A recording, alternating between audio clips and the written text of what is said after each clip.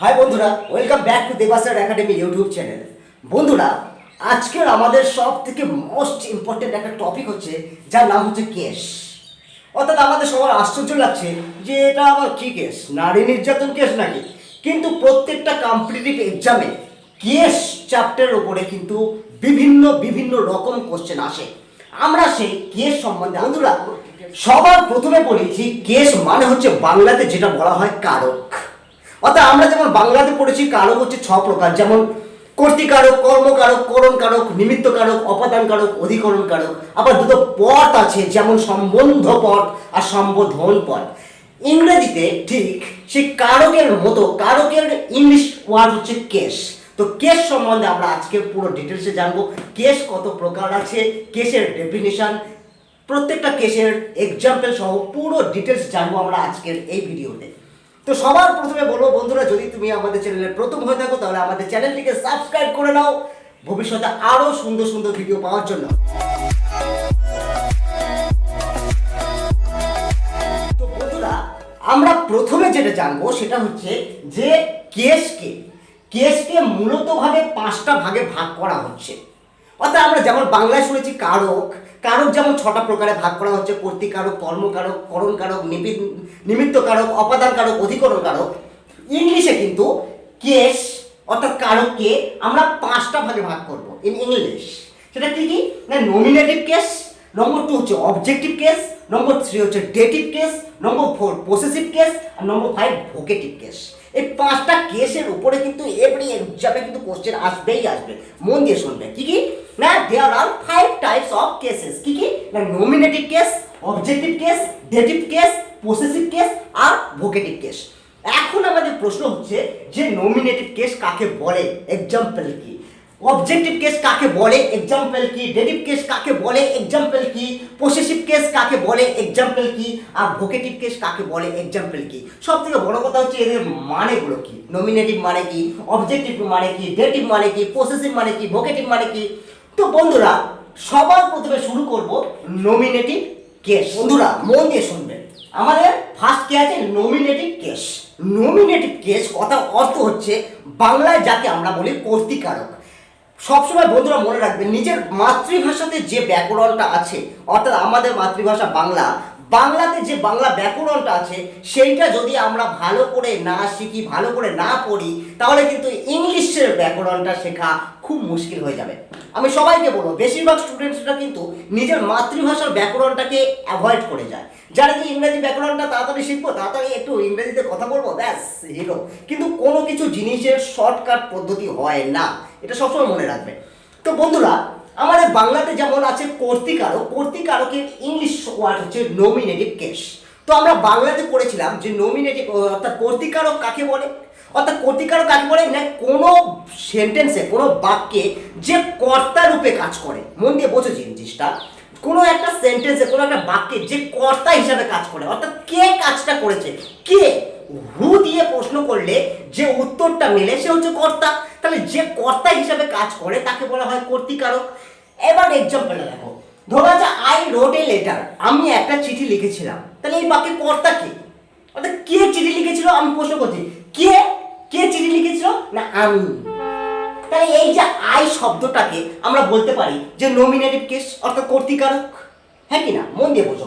যেমন বলছে he gave a pen, সে আমাকে একটা পেন দিয়েছিল। তাহলে কে দিয়েছিল, হু। কে দিয়েছিল না সে। যে বাক্যে কর্তা হিসাবে কাজ করে তাকে আমরা কি কারক বলবো, কর্তৃকারক। তাহলে আমরা এখানে বলতে পারি যে হি শব্দটা কর্তৃকারক বা nominative case. Yes or no? Next দেখো, যেমন উই ওয়েন্ট দেয়ার, আমরা সেখানে গিয়েছিলাম। আমরা সেখানে কে বা কারা, হু, কে গিয়েছিল বা কারা গিয়েছিল, কে গিয়েছিল বা কারা গিয়েছিল না আমরা গিয়েছিলাম। তাহলে উই শব্দটাকে আমরা বলতে পারি কোন কেস না নমিনেটিভ কেস। তাহলে আমরা আজকে কি শিখলাম নমিনেটিভ কেসে, যে যে যে কোনো সেন্টেন্সে কর্তা হিসাবে কাজ করে তাকে আমরা বলবো কর্তৃকারক বা নমিনেটিভ কেস। অর্থাৎ কোনো ভার্বকে আমরা কে হু দিয়ে প্রশ্ন করলে যে উত্তরটা পাবো সেই উত্তরটা হচ্ছে আমাদের nominative case. Yes or no? চলো এবার আমরা দেখব অবজেক্টিভ কেস। অবজেক্টিভ কেসটা কিন্তু খুব মন দিয়ে শুনবে। কিন্তু অবজেক্টিভ কেসের উপরে কিন্তু বিভিন্ন এক্সামে অনেক প্রশ্ন এসেছে। মন দিয়ে শোনো জিনিসটা। কোনো কিছু শিখলে কোনো কিছু ক্ষতি হয় না, শিখে রাখো, অনেক কাজে লাগবে। আমাদের এই যে অবজেক্টিভ কেস, অবজেক্টিভ কেসের বাংলা অর্থ হচ্ছে কর্মকারক। আমরা কর্তৃকারক ইংলিশ কি জানলাম? Nominative case. এবার শিখবো কর্মকারক বা অবজেক্টিভ কেস। বন্ধুরা, একটু আগে আমরা জানলাম যে কোনো ভার্বকে আমি যখন কে দিয়ে প্রশ্ন করব, কোনো ভার্বকে আমি যখন কে দিয়ে প্রশ্ন করব, অর্থাৎ যে কর্তা সে সবসময় নমিনেটিভ কেসে থাকে। এবার আমরা শিখবো যে কোনো ভার্বকে যখন আমরা কি বা কাকে দিয়ে প্রশ্ন করব, মন দিয়ে শোনো, কোনো ভার্বকে আমরা যখন কি বা কাকে, হোয়াট বা হুম দিয়ে প্রশ্ন করব, তখন যে উত্তরটা পাওয়া যাবে সে হচ্ছে কর্ম, সে হচ্ছে কর্ম। আর সেই কেসটাকে কি বলা হবে? কর্মকারক বা অবজেক্টিভ কেস। অর্থাৎ কি বা কাকে দিয়ে প্রশ্ন করলে যে উত্তরটা মেলে তাকে আমরা কি বলবো? যে অবজেক্টিভ কেস। দেখো উদাহরণ দেখো, বলছে আই রোট এ লেটার, আমি একটা চিঠি লিখেছিলাম। তাহলে কে লিখেছিল? না আই। সেজন্য আইটা হয়ে গিয়েছিল কোন কেস? কে না আই, তাহলে নমিনেটিভ কেস। এবার বলবো কি বা কাকে, তাহলে কি লিখেছিল? কি লিখেছিল? না এ চিঠি, একটা চিঠি, এ লেটার, একটা চিঠি। তাহলে কি লিখেছিল? একটা চিঠি। কি দিয়ে প্রশ্ন করলে যে উত্তরটা পাবো সেটাকে আমরা কোন কেসে বলবো? সেটাকে আমরা অবজেক্টিভ কেসে বলবো, মনে রাখবে। তাহলে কি শিখলাম আমরা? কোনো ভাবকে যখন আমরা কি বা কাকে দিয়ে প্রশ্ন করব, যে উত্তরটা পাওয়া যাবে সে সবসময় অবজেক্টিভ কেসে থাকে। তাহলে এখানে আমরা লেটারটাকে, অর্থাৎ কি লিখেছিল? না চিঠি। তাহলে লেটারটা আমাদের কোন কেস? Objective case. ক্লিয়ার হলো জিনিসটা? চলো, হি গেভ এ পেন, সে আমাকে একটা পেন দিয়েছিল। ভার্ব কোনটা? গেভ। কে দিয়েছিল? হু। কর্তাকে? না হু। কে? না হি, সে। তাহলে কে দিয়ে প্রশ্ন করলে যেটা উত্তর মেলে সে তো নমিনেটিভ কেস। এবার কি দিয়েছিল? মন দিয়ে বলো, কি দিয়েছিল? না একটা পেন দিয়েছিল। তাহলে পেনটা কোন কেস হবে? পেনটা হচ্ছে অবজেক্টিভ কেস। নেক্সট দেখো, ইউ ডিড দ্য ওয়ার্ক, তুমি কাজটা করেছিলে। তাহলে কে করেছিল? কে, কর্তা কে, কে করেছিল? তুমি, তুমি করেছিলে। তাহলে ইউটা আমাদের কোন কেস? Nominative case. এবার কি করেছিলে? কি করেছিলে? না কাজ করেছিলে। তাহলে কি দিয়ে প্রশ্ন করলে যে উত্তরটা মিলবে সেটা কোন কেস? না অবজেক্টিভ কেস। এবার এই এক্সাম্পলটা মন দিয়ে শোনো, খুব খুব এক্সাম্পল, একটা ইম্পর্টেন্ট এক্সাম্পল আছে। কি? He gave me a pen, he gave me a pen মানে কি? সে আমাকে একটা পেন দিয়েছিল। আমি কিন্তু একটু আগে বললাম কি, যে যখন ভাবকে কি বা কাকে দিয়ে প্রশ্ন করলে যে উত্তরটা পাওয়া যায় সে হচ্ছে অবজেক্টিভ কেস। কি বা কাকে, হোয়াট বা হুম। এবার দেখো, তাহলে কে দিয়েছিল? হু। কে দিয়েছিল? না সে। তাহলে কে দিয়ে প্রশ্ন করলে কর্তৃকারক হয়, সেজন্য হিটা হচ্ছে নমিনেটিভ কেস। এবার কি বা কাকে, দেখো কি দিয়েছিল? কি দিয়েছিল? না একটা পেন দিয়েছিল। তাহলে পেনটা কোন কেস? পেনটা হচ্ছে অবজেক্টিভ কেস। আবার কাকে দিয়েছিল? আমাকে। তাহলে আমাকেটাও অবজেক্টিভ কেস হবে, কারণ অবজেক্টিভ কেসের ডেফিনিশনে আমি বলেছি যে কি বা কাকে দিয়ে প্রশ্ন করলে যে উত্তরটা পাওয়া যায় সে অবজেক্টিভ কেসে হয়। তাহলে আমরা বলতে পারি এখানে মিটাও অবজেক্টিভ কেস, আবার এ পেনটাও অবজেক্টিভ কেস। সেই জন্য মনে রাখবে জিনিসটা। তাহলে এই যে দুটো জিনিস অবজেক্টিভ কেসে আছে বলে এদেরকে বলা হয় অবজেক্ট। কি বলে? অবজেক্ট। তাহলে মিটাও অবজেক্ট আর এ পেনটাও অবজেক্ট। সেই জন্য মন দিয়ে শুনবে, অবজেক্ট হচ্ছে দুই প্রকার, অর্থাৎ কর্মকারক। কর্ম হচ্ছে দুই প্রকার। কি কি কর্ম? মুখ্য কর্ম আর গৌণ কর্ম। হ্যাঁ কিরা? মুখ্য কর্ম আর গৌণ কর্ম। আমাদের ইংলিশে, বাংলাতে বলা হয় মুখ্য কর্ম, গৌণ কর্ম। ইংলিশে ঠিক সেই রকম অবজেক্টকে আমরা দুটো ভাগে ভাগ করব, ডাইরেক্ট অবজেক্ট আর ইনডাইরেক্ট অবজেক্ট। এখন আমাদের প্রশ্ন, কোনটাকে ডাইরেক্ট অবজেক্ট বলবো, কোনটাকে ইনডাইরেক্ট অবজেক্ট বলবো? মনে রাখবে বন্ধুরা, যার প্রাণ আছে, যার প্রাণ আছে তাকে বলা হবে ইনডাইরেক্ট অবজেক্ট। ঘুরিয়ে বলবে না কিন্তু, যার প্রাণ আছে সে ইনডাইরেক্ট অবজেক্ট, আর যার প্রাণ নেই সে হচ্ছে ডাইরেক্ট অবজেক্ট। ক্লিয়ার হলো জিনিসটা? তাহলে আমাদের এই যে এ পেন, একটা পেন, এর তো প্রাণ নেই, সেই জন্য এটাকে কি অবজেক্ট বলবো? Direct object. লিখে নাও খাতায়। আর এই যে মি মানে আমাকে, এর কিন্তু প্রাণ আছে, সেই জন্য আমরা এই কেসটাকে কি বলবো? এই কর্মটাকে কি বলবো? না ইনডাইরেক্ট অবজেক্ট।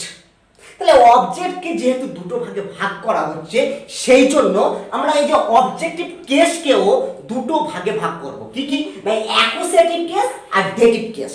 যেহেতু অবজেক্টকে দুটো ভাগে ভাগ করা হচ্ছে, ডাইরেক্ট অবজেক্ট, ইনডাইরেক্ট অবজেক্ট, সেই জন্য অবজেক্টিভ কেসকেও আমরা দুটো ভাগে ভাগ করব, কি কি, অ্যাকুজেটিভ কেস আর ডেটিভ কেস। মনে রাখবে বন্ধুরা, আমাদের যে কি দিয়ে প্রশ্ন করলে, অর্থাৎ যার প্রাণ নেই, সেইটাকে আমরা সবসময় বলবো অ্যাকুজেটিভ কেস। মনে রাখবে বন্ধুরা। তাহলে এই যে যেটা ডাইরেক্ট অবজেক্টের অপর নাম হচ্ছে আমাদের অ্যাকুজেটিভ কেস। আর যার প্রাণ আছে তাকে আমরা বলি ইনডাইরেক্ট অবজেক্ট। তাহলে সেই ইনডাইরেক্ট অবজেক্টের অপর নাম হচ্ছে ডেটিভ কেস। এটা মনে রাখবে। তাহলে কি কি শিখলাম? যার প্রাণ নেই সে হচ্ছে কোন কেস? Direct object. আর যার প্রাণ আছে সে হচ্ছে ইনডাইরেক্ট অবজেক্ট। ডাইরেক্ট অবজেক্টের অপর নাম হচ্ছে অ্যাকুজেটিভ কেস, আর ইনডাইরেক্ট অবজেক্ট যার প্রাণ আছে তার অপর নাম হচ্ছে ডেটিভ কেস। ব্যাস, পুরো শিখে গেলাম। কি কি শিখলাম? নমিনেটিভ কেস শিখলাম, অবজেক্টিভ কেস শিখলাম, অ্যাকুজেটিভ কেস শিখলাম, ডেটিভ কেস শিখলাম। যদি প্রবলেম হয় ভিডিওটা ঘুরিয়ে ঘুরিয়ে বারবার দেখো আর লিখে নাও। চলো এবার আমরা শিখবো পসেসিভ কেস। বন্ধুরা, এবার আমরা যেটা শিখবো সেটা হচ্ছে পসেসিভ কেস। পসেসিভ কেস কথার অর্থ কি? আমরা বাংলাতে যেমন দুটো পদ পড়েছি, সম্বন্ধ পদ আর সম্বোধন পদ, সেই সম্বন্ধ পদের আমরা ইংলিশে বলবো পসেসিভ কেস। অর্থাৎ মন দিয়ে শোনো, পসেসিভ কেস কাকে বলবো? না কার, হুজ, কে হলে নমিনেটিভ কেস, কি বা কাকে হলে অবজেক্টিভ কেস, আর কার, হুজ, WHOS, হুজ হলে তখন আমরা সেটাকে বলবো পসেসিভ কেস। অর্থাৎ কার। যেমন এক্সাম্পল দেখো, রামস পেন ইজ লস্ট, রামের পেনটা হারিয়ে গেছে। কার পেন? কার পেনটা হারিয়ে গেল? না কার না Ram, apostrophe S, Ram's pen. তাহলে রামের পেন, কার পেন? রামের পেন। তাহলে রামেরটা আমরা কোন কেসে বলবো? Possessive case. নেক্সট দেখো, the leg of the chair is broken, চেয়ারের পাটা ভেঙে গেছে। তাহলে এই যে the leg of the chair, কার পা? চেয়ারের পা। তাহলে এই যে অফ, তাহলে চেয়ারের পা, তাহলে কার পা? হুজ না চেয়ারের। তাহলে সেই জন্য এই যে চেয়ারেরটা আমরা কোন কেসে বলবো? Possessive case. নেক্সট দেখো, দিস পেন ইজ মাইন, এই পেনটা আমার। তাহলে এই পেনটা আমার। কার? এই পেনটা কার? হুজ, কার না আমার? মাইন। তাহলে মাইনটাকে আমরা কোন কেসে বলবো? Possessive case. আবার দেখো, হিজ ডগ ইজ ব্ল্যাক, তার কুকুরটা কালো। মন দিয়ে বোঝো জিনিসটা, তার কুকুরটা কালো। কার কুকুর? না তার, হিজ। তাহলে হিজটাকে আমরা কোন কেসে বলবো? Possessive case. কিন্তু এখানে আরেকটা জিনিস দেখে নাও, এই যে অ্যাপোস্ট্রফি এস আর অফ এর মধ্যে ডিফারেন্স কি? What is the difference between apostrophe S end of? মন দিয়ে শোনো, অ্যাপোস্ট্রফি এস তখনই ইউজ করবে যাদের প্রাণ আছে। যাদের প্রাণ আছে কেবলমাত্র তাদের সঙ্গে ইউজ করবে, আর যাদের প্রাণ নেই তাদের সঙ্গে কোনোদিন অ্যাপোস্ট্রফি এস ইউজ করবে না, তাদের সঙ্গে সবসময় অফ ইউজ করবে।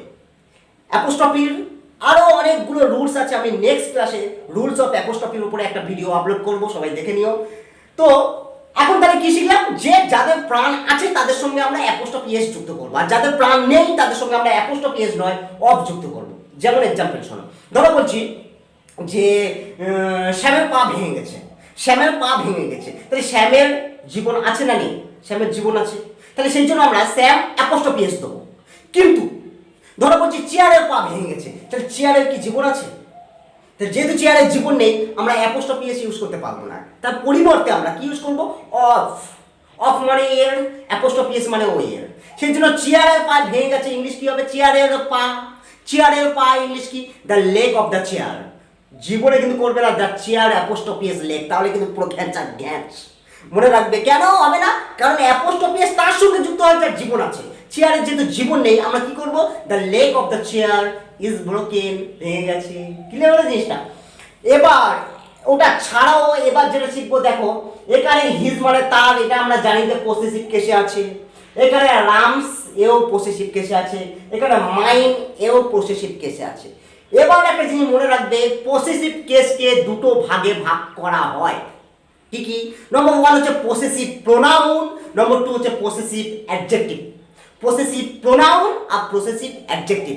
প্রোনাউনের উপরে আমি ভিডিও ইতিমধ্যে আপলোড করেছি, সবাই ভালো করে আমার ডেসক্রিপশন লিঙ্কে গিয়ে প্রোনাউনের রুলস আর ডিটেলসটা ক্লাসিফিকেশনের উপরে ভিডিও আপলোড করা হয়েছে, সবাই দেখে নিও, তাহলে আরও ব্যাপারটা আরও সুন্দরভাবে বুঝতে পারবে।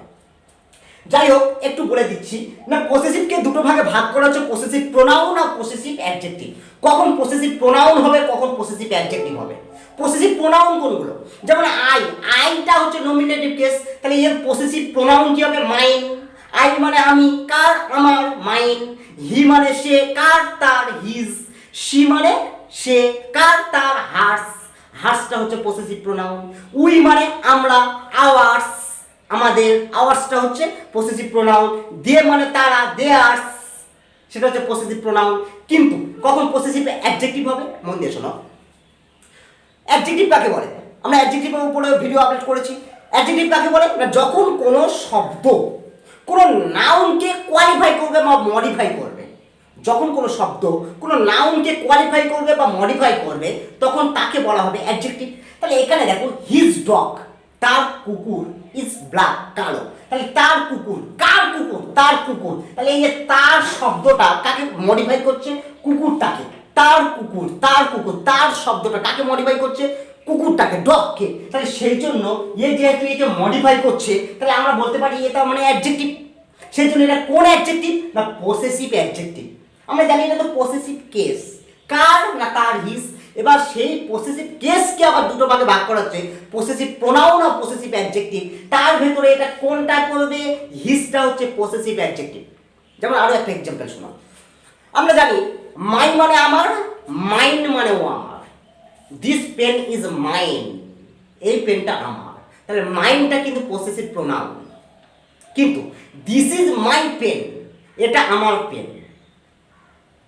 জিনিসটা বুঝতে পারছো কি, দেখো, দিস ইজ মাই পেন, এটা আমার পেন। কার পেন, আমার, মাইন। মাইনটা হবে পসেসিভ কেসে আছে। এবার কোন পসেসিভ কেসে, পসেসিভ প্রোনাউন না পসেসিভ অ্যাডজেক্টিভ হবে, পসেসিভ অ্যাডজেক্টিভ। কেন, কারণ মাইটা কাকে মডিফাই করছে, পেনকে মডিফাই করছে। নাউনকে যে মডিফাই করে সে অ্যাডজেক্টিভ হয়, সেজন্য মাইটাকে বলা হবে কি, পসেসিভ অ্যাডজেক্টিভ। ক্লিয়ার হলো জিনিসটা। তাহলে আমরা কি শিখলাম, পসেসিভ কেস কাকে বলে, হুজ, কার, কার, কার দিয়ে প্রশ্ন করলে যে উত্তর পাওয়া যায় তাকে বলা হয় পসেসিভ কেস। চলো নেক্সট কি আছে, ভোকেটিভ কেস। একটু আগে আমি কি বললাম, যে বাংলাতে দুটো পদ আছে, সম্বন্ধ পদ আর সম্বোধন পদ। সম্বন্ধ পদের ইংলিশ কি হলো, পসেসিভ কেস। এবার সম্বোধন পদের ইংলিশ কি হবে না, ভোকেটিভ কেস। কি হবে, ভোকেটিভ, ভোকাল থেকে ভোকেটিভ। তাহলে সম্বোধন করব। সম্বোধন কাকে বলে, মা খিদে পেয়েছে, মাদার আই এম হাংরি। তাহলে কাকে সম্বোধন করলাম, মা খিদে পেয়েছে। তাহলে কাকে সম্বোধন করছি, মা। তাহলে এই যে মা, mother comma I am hungry, আমার খিদে পেয়েছে। তাহলে এই যে মাদারকে আমি সম্বোধন করছি, মাকে সম্বোধন করছি, সেই জন্য হয়ে যাবে মাটা হচ্ছে ভোকেটিভ কেস, কারণ সম্বোধন কারক। আবার দেখো না, রাম কাম হিয়ার, মন দিয়ে পড়ছো, রাম কাম হিয়ার।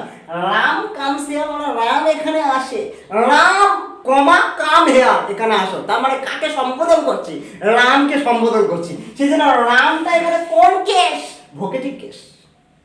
নেক্সট কি আছে বলে না, Dolly I love you, Dolly I love you. Dolly I love you মানে কি, অর্থাৎ ডলিকে ফার্স্ট সম্বোধন করলাম, ফার্স্ট আমি অ্যাড্রেস করলাম কি, ডলি আই লাভ ইউ। তাহলে কাকে সম্বোধন করলাম, ডলিকে, সেজন্য ডলিটাকে কোন কেসে বলবো, ভোকেটিভ কেস। ক্লিয়ার হলো জিনিসটা। তাহলে আমরা 5টা কেস সম্বন্ধে পুরোপুরি শিখে গেলাম। কি কি, নমিনেটিভ, অবজেক্টিভ, অবজেক্টিভের দুটো ভাগ হচ্ছে, অ্যাকুজেটিভ কেস আর ডেটিভ কেস। আবার শিখলাম পসেসিভ কেস, আর শিখলাম কি, ভোকেটিভ। তাহলে এবার সবাই কিন্তু এই যে 5টা কেস হলো, সবাই বারবার ভিডিওটা ঘুরিয়ে ফিরিয়ে দেখো আর লিখে নাও, বহুত ইম্পর্টেন্ট। আর শুধু একা দেখলে হবে না, share the video to your near and deer one.